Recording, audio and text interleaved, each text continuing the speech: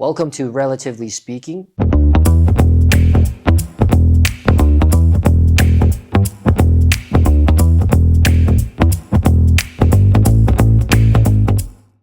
Welcome to Relatively Speaking, the podcast where we explore thoughts, stories, and strategies behind how brands and peoples connect. This podcast is brought to you by Relativ, a marketing solutions agency headquartered in Tokyo. My name is Michi. I'm your host for the podcast, and today I would like to introduce our guest, Christina Adriani. Welcome, Christina, to the podcast. Thank you, Michi. Good to be here. Thank you. As far as I know, you have a background in design and you now are the managing director of our Tokyo office. Can you briefly explain how you started your career in this industry and how you got here? Sure. So I think it's been quite an interesting journey. I actually started out in marketing. That was what I studied at university. And initially I wanted to go into design, but you have to have a big portfolio piece, which I didn't have. And so that was sort of a happy medium for me where, coming from a family of like accountants and whatnot, business was almost a default. And I go, well, out of all of the subjects, I feel like this is what's calling out to me the most. So I started out in marketing with my heart in design the entire time. And so I didn't exactly start out my career in design. I also started out in marketing. But while I was there, I definitely wanted to get into the agency space. So thankfully, I had a good relationship with my marketing manager at the time who I was working under. But I had seen this small boutique agency that just did a refresh of their website. And they were running a survey because they wanted to get opinions on what that looks like. And as a price, I guess, for doing the survey, you can opt in to get an internship there. So it's a bit sneaky because obviously I was still working at a different place in marketing. Right. But then I really wanted to go through that. So, and then since I've sort of been working mostly on the design agency side, so I've always found it really interesting just how you get to work with different clients and different brands, different sort of like sizes, some are chaotic. I set it out in a 4 man and woman agency where so you really have to play all of our roles because there's only 4 of us. And then from there, I sort of just had the pleasure of working through different, mostly digital agencies. That was kind of a trend at one point to think everyone sort of labeled themselves as a digital agency. And then eventually, I guess you fast forward a couple of years later, we found ourselves in a position where we had the chance to move over to Tokyo. And so we took the chance and I thought, what the heck, let's just go with it, and I came across Relativ and I've been here. And that's, when I started at Relativ, I was also looking after the design team. And I guess through that journey, it's been interesting, I guess, to say the least, because I felt like I've never really necessarily plotted things out in that direction. But I just followed my passions and things that I found really interesting, and that's really what got me to where I am today, I think. Got it. Thank you. Sorry, just before we go into how you got here, you said you had the chance to come to Tokyo. Before that, and when you were studying marketing, which also was a bit of a surprise. I thought you always were a designer. Yeah. Good surprise. Where were you when you studied marketing? I was in Melbourne. So in Australia. Australia. Melbourne, Australia. And then you started your professional career also in Melbourne. Yes. Okay. And then you suddenly had a chance to come to Tokyo.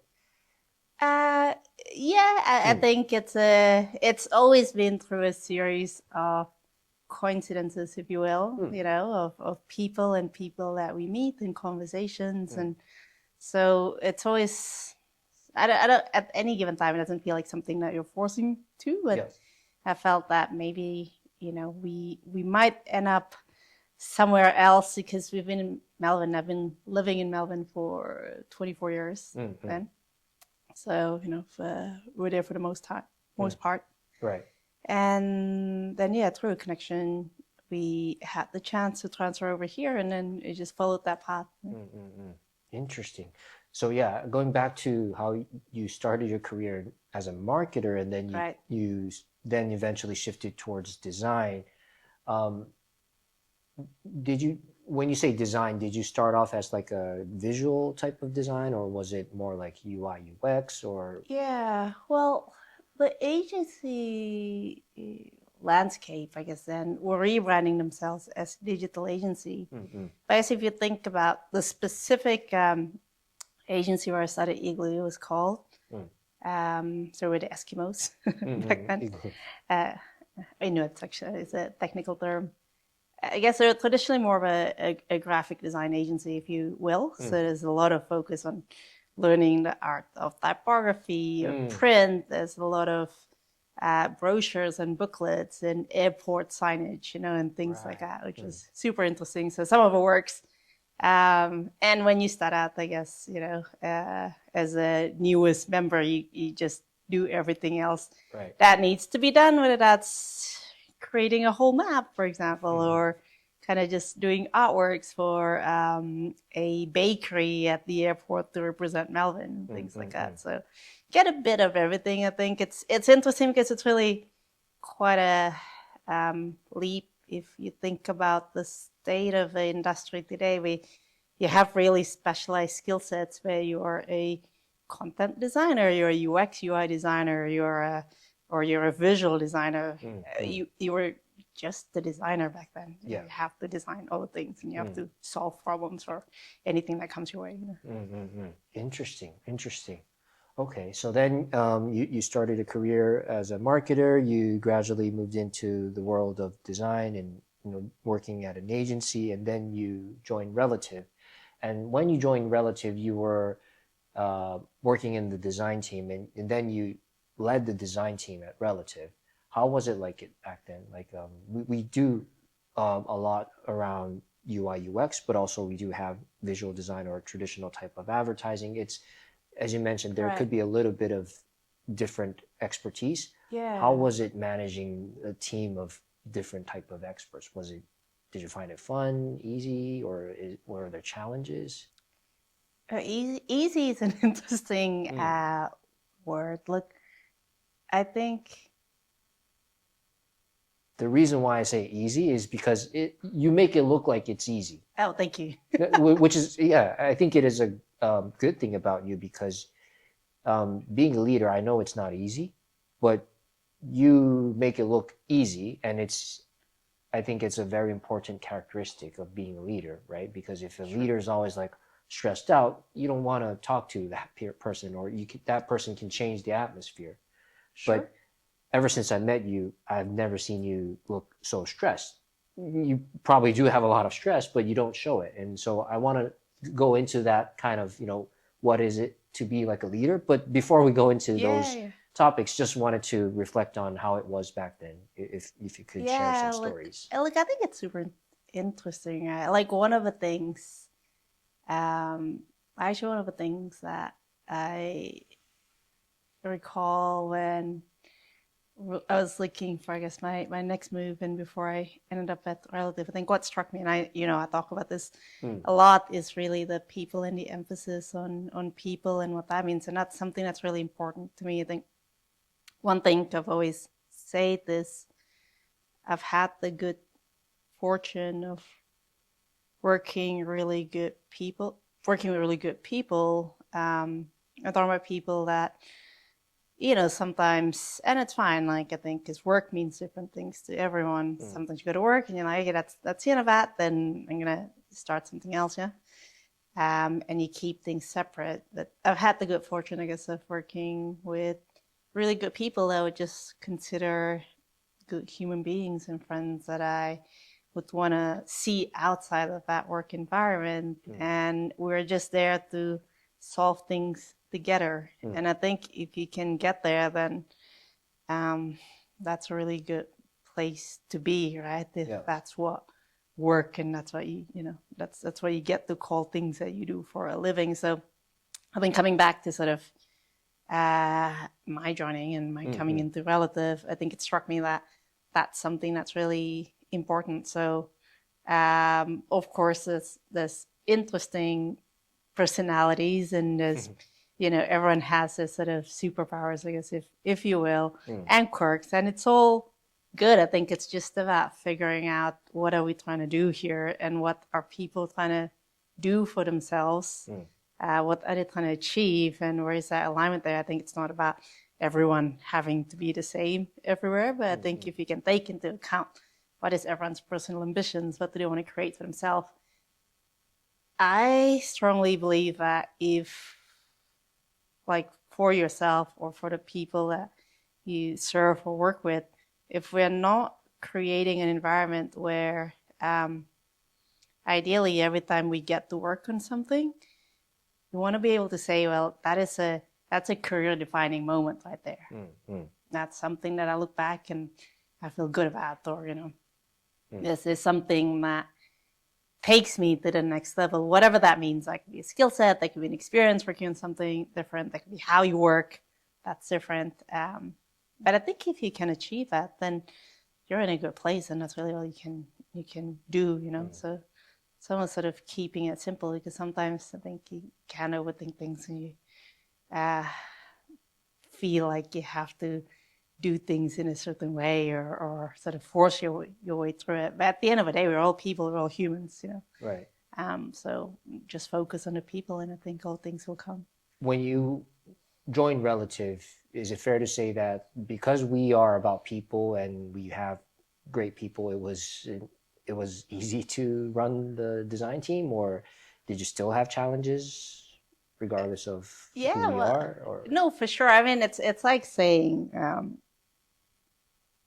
you have like a good group of friends, that you really trust, and you have gone through ups and downs, would you say that, like, oh, they're all good people and we don't ever have any problems, and that's why things are good? Probably not, that's it, right? I think things get, like, you can only get to a good place if you've had the opportunity to overcome challenges together, and then you grow together as an outcome of that. And that could be just figuring out how do you work better with each other. That could be figuring out how do you overcome an interesting challenge at work at a project level, or how do you work with certain clients in a way where you're like, oh, I'm sensing that there's friction here, there's something that's not working, but what's on the other side of that, and can we get through that together? I think we always can. I think it's always a mindset, I think, coming back to your point, is it because we're all great and there's no issues? I don't think. I think it's impossible for everyone to be perfect. Yeah. Like, no schools, universities, workplace, institutions with half that exists. That's a bit weird to think, because humans are fundamentally flawed in some ways, but that's what makes it interesting. I mean, that's what makes it beautiful, almost, in a way. It's just about how do you figure that out. But it is important, though, to make sure that whatever you do, that there's a common understanding of what matters to us and what we value and what are we trying to get out of it. Because ultimately, if you know that you're working towards the same goal, it's just about figuring out how do we get there together. Right. I have two questions in mind. I'm trying to figure out which one to start with. Let's go with the hard one first. The hard one. Okay. Going back to the people and how you described about, having a group of good friends, kind of, metaphor. If you are in an agency where there's just people believe in each other, have you ever had this opportunity where you're like, okay, are we being too nice to each other? And were there challenges like in this kind of route? You might have people or circles or communities where you don't go really deep. You're a bit shallow, but things are good. Everyone's nice, and you kind of just you get on. There's no issues. You don't really have any dramatic fights or anything. But it's fine. Like everything's fine. But you don't really get anywhere together necessarily. You might not like have any deep shared moments about anything. That's not necessarily bad. But in context of in a team environment, I think you're talking about at work, right? And that could even be both, I think. And this is where it gets powerful, and this is why agency life is so interesting. Because you see that internally within the agency, but you can also think about teams in terms of client relationships too, right there. But if in that same examples, if we're all just being nice to each other and we think that being nice means we don't have to challenge each other when even when you think like, I'm not sure about that, that's like, yeah, that's an interesting thought, but you know, I have concerns, but I don't want to voice it out because I don't want to offend people, then I think we're all agreeing to accept that standard of work, you know, and that's okay. And that's a choice. That's not necessarily a bad thing, but I do truly believe to get to excellence, you know, I think you have to go through the journey and the ups and downs of kind of getting to the end. And I think you want to build that relationship again, whether that's with your immediate team, you know, whether you're a design team or a client partnership or cross teams or with the client. I think you want to build the relationship that will enable you to get to that point of honesty so that we can get to something good. Interesting. Okay. So you mentioned about honesty, building relationship, and the standards or quality of the output, and being nice sometimes probably isn't the right thing to do. Sorry to cut you off. I don't know if it's being nice. I think sometimes the word nice itself is convoluted with not changing the status quo. I think there's a perception that being nice means that you don't hurt people's feelings, for example, right? I don't want to hurt anyone's feelings. I don't want people to get offended, or the client saying something and maybe you already have an idea of how to do this and I want to respect them, you know, and I think the words respect and being nice and just being nice, you know, kind of get mixed in on that, which I think sometimes the nicest thing you can do for someone is being honest. Oh, okay. Interesting. Right? Okay. And being honest is different from being nice. Yeah, well, no, I think something the nicest thing you can do for someone is like if if you're walking and you're gonna fall into a cliff and your friend noticed it and you know and it didn't tell us like, oh, I didn't want you to feel like an idiot because you know I didn't want to mention, you'll be like, what are you thinking? Like, you know, you should have told me that, right? But that's the same thing. I think if we think, and you do it in a respectful way, you can still be honest and be respectful, but I think sometimes that sort of premise of playing nice I think kind of gets diluted too. Right. Interesting. So if I may talk a little bit about the culture here, because sometimes we're based in Tokyo, sometimes in Japanese culture, being nice and being honest could be a bit of a conflict, and you might need to be very open about your thoughts and point of view. Have you ever faced those challenges or difficulties when you started working here, and especially maybe working with Japanese clients? Yeah, I always joke about this and I do think there's always cultural nuances everywhere. I don't think it's something necessarily that's inherently Japanese. Like I always joke that in Australia, everyone's always really nice to each other. You know, you have this sense of mateship and you're like, it's all good, you know. I think sometimes it's less about, is it culturally inappropriate to be honest? Of course, there's nuances in how you convey that and the channel or the form in which you do that. I think there's things that we should respect for sure from from how we communicate and some of the ways around that.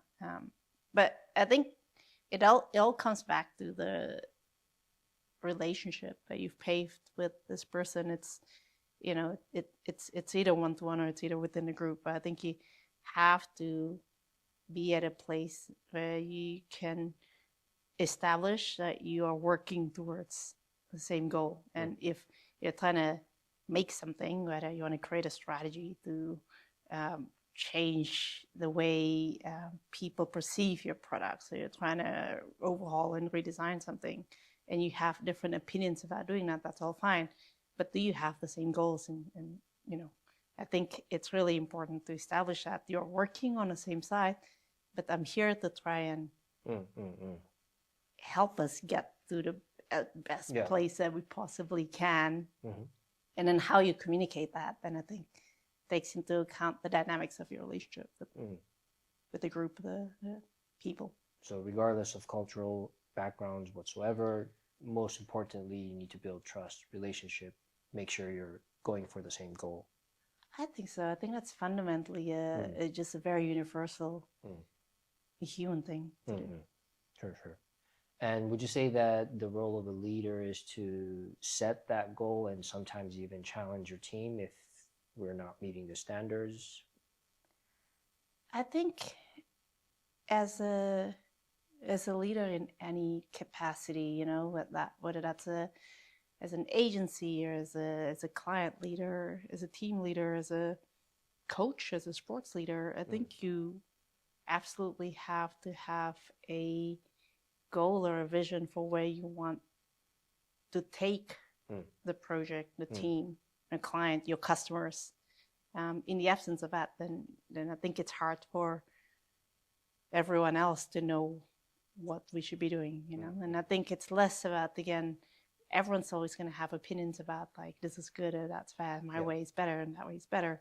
But if we don't have a common sort of view of what that we're trying to achieve, what we're trying to get to, then it gets harder to know whether you're doing well or not. I have experience working on the client side, and sometimes clients want something very specific, like I need a key visual, I need a manifesto. It's something very tangible, and clients would brief an agency for those specific things. But sometimes agencies may want to do something a little bit different. I don't want to just produce key visuals or just a manifesto. I don't want to produce just paper. I want to provide you some actual thinking behind the key visuals and whatnot. How do you manage those two different expectations? Fundamentally, though, I think it's really important to establish that and I don't think agencies should ever want anything different than what the client's wanting. I think what the client wants is what we want, absolutely, and we want the client to be successful. Right. And so how do we help them be successful? Like within that process, I think in order to enable us to do that, it's really important that we understand a few different things, and we might not have all of the information, and sometimes we might, as part of that process, need some input from the client to help us fill that gap and to find the best way to achieve that success for them. But I think it's, fundamentally, I think we want what the client wants, and I think that's just the absolute truth. Yeah. Why is it always the case where clients are just, to me, sometimes I feel like the clients are not putting enough trust in the agency. They just say, please do A, B, and C. Come back in 5 days. But I think there could be more chemistry if you actually have an honest conversation, because you said honesty is sometimes important. Is it the client's fault or is it the agency's fault? How can we lead to better cooperative, atmosphere? How can we do that? There's no sort of two agendas, that it should never be. I don't think. I think it is important for us to be on the same page, and we are always on the client's side. I think it's about figuring out how do we get there. I think establishing, again, we talk about trust, and trust is an interesting one. I think fundamentally, we need to be able to trust each other, that we want the same thing, and that the way we try and do that can be different. I think that's the diversity of thought that we can bring into the table. I think it's a perspective that we have that may lead to this differences in ideas. Or I tend to think about it as, sorry, I can't help myself. I'm a glass half full person. So I think on one side you might think that, oh, this is conflicting, it's different, then different is bad. I don't necessarily think it's the case. Like, I think if we establish that commonality that, hey, we want to achieve this together, then being able to bring in a different perspective into how we can get there, I think that's pretty powerful. That's a value that you get, I think, when you work with an agency. If we were to talk about the difference in what employees want versus what management want, how do you work with these kind of differences? Is it, I guess it would be the same about, okay, we have different things that we want, but ultimately we're trying to achieve success for the for our agency, for the clients. Would that be the same way of thinking? I think it's coming back to the same point about trust and building trust and establishing trust. And I think that's the most fascinating thing about this industry we're in. I think it is, if you take away everything else, I think it's coming down to how do we help to build trust with each other. I think it's not something that happens overnight. I think a relationship with anyone starts from a first impression. And then beyond that, beyond that first impression, I think it's about throughout the lifetime of your relationship with this person, how do you consistently build trust over time? And again, trust is coming back to listening, to understanding what are they trying to achieve. It's about that open communication, about making sure that we're on the same page about what we're trying to, where are we trying to get to as an agency, as a company, the kind of work that we want to do, the kind of things that we want to achieve, as that map back to what they want, for themselves. And then against that, it's just about having open and honest conversations about whether or not we're getting there, or if we're not getting there, then what can we do together to get there? It's always two-way. So it has to be two-way. It's really important for a leader to be always optimistic and positive, and you always have that, atmosphere.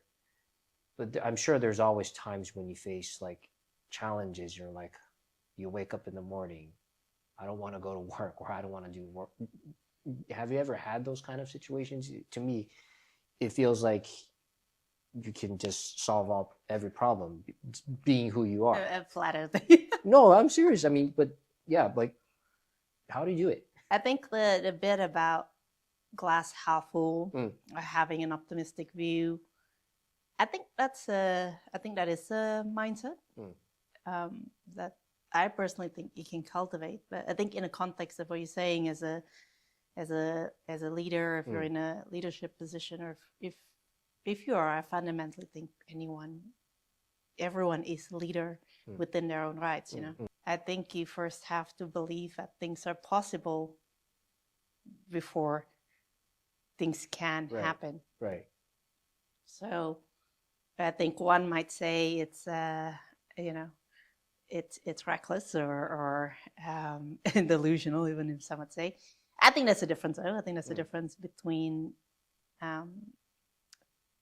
choosing to believe in possibilities and just going completely nuts about what's possible, and that's not being grounded by anything. But I think ultimately what it does is it helps to propel you forward, because internally you already believe that you're there and that you can get there, and that your team and your client can be successful. First, we have to actually buy into what we say we can do, before anything can happen. You've heard the classic examples of marketing, right? If you look at your SWOT analysis, for example, your challenges are often also opportunities. Right. And it depends on how you flip that perspective. Mm-hmm. So let's say you ask me about